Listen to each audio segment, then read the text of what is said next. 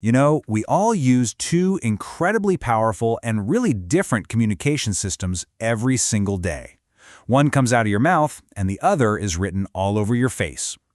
What you probably don't realize is that this is an evolutionary dance that's been millions of years in the making. So let's just jump right in.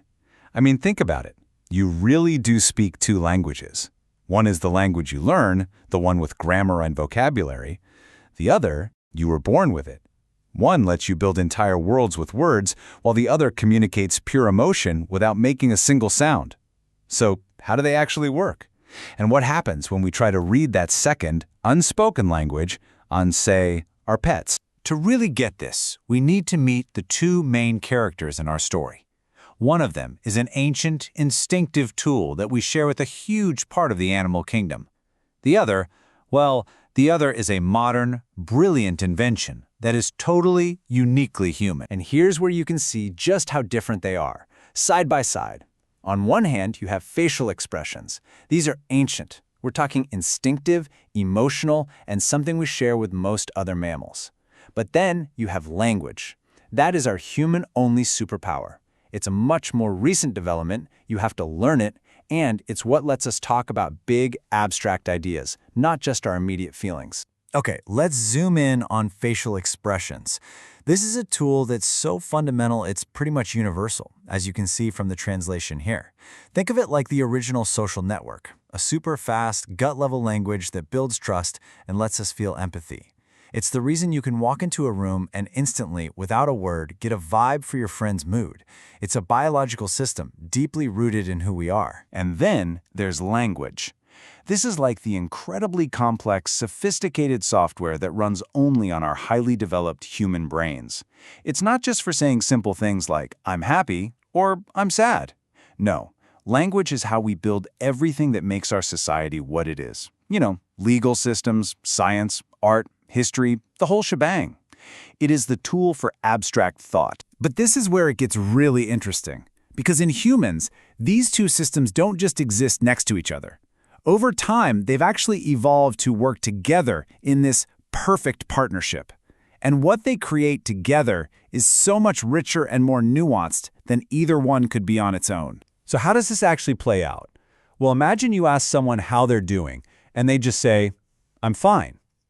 Okay, the words, that's the basic concept, but it's their face that tells you the real story, right?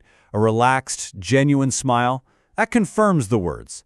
But a pained expression, a tight jaw, maybe they can't quite meet your eyes, that tells you the truth is something very different. The face is the lie detector. It validates the meaning of the words. And this quote just nails it. It really gets to the heart of this partnership.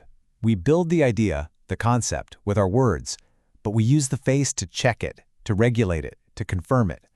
I love this analogy. Words build the house, but the face tells you if anyone is actually home. And our brains are just naturally wired to process both signals at the exact same time. Okay, so we've got a pretty good handle on how this works in humans. But what about animals? I mean, we see expressions on their faces all the time, don't we? But are we reading them correctly? This is where our story takes a fun little twist. Oh, come on, you know this scene. We've all been there. You walk in the door, there's a pillow shredded all over the living room, and your dog gives you that look. We immediately call it the guilty face. But is that what's really happening inside their head? Is that dog feeling a complex emotion of guilt? Or are we just seeing what we expect to see? To answer that, we need to understand a really key idea. It's called human centrism. Basically, it's our built-in natural tendency to see the entire world through a human filter. We can't help it. We project our own complicated emotions, like guilt or shame or jealousy, onto animals because, well, seeing the world from a human point of view is our default set. So if it's a bias, why are we so convinced we can read our pets' minds? Well, there are a few big reasons. First, their faces have structures that are similar enough to ours. They've got eyes, a mouth, muscles that move.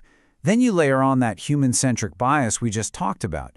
Plus, they've been living with us for thousands and thousands of years, which leads us to the real kick. And that kicker is artificial selection. For centuries, sometimes without even realizing it, we have been breeding dogs that are better at communicating with us. Think about it.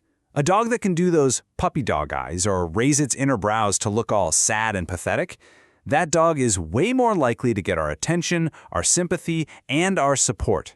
We've essentially selected for animals that are better at hacking our ancient facial expression reading software. So, let's pull back. We have these two languages, one of the face, one of the voice. One is ancient and emotional, the other is modern and conceptual. And understanding this incredible dance isn't just some fun piece of trivia. It's absolutely fundamental to understanding how we build everything, from trust between two people to entire civilization. All right, let's boil it all down to the big takeaways. First, we operate on two parallel tracks. Expressions are ancient and emotional. Language is modern and conceptual. Second, in humans, these two things team up to create this amazing synergy for really nuanced meaning. Third, when we look at animals, we got to remember we're looking through a human-centric lens. And finally, these two systems are the foundation of our society. Expressions build trust, and language builds culture. So I'll leave you with this. Now that you know the steps to this incredible evolutionary dance, what are you going to pay more attention to in your next conversation? Which language will you find yourself trusting more? The words you're hearing, or the story you're seeing?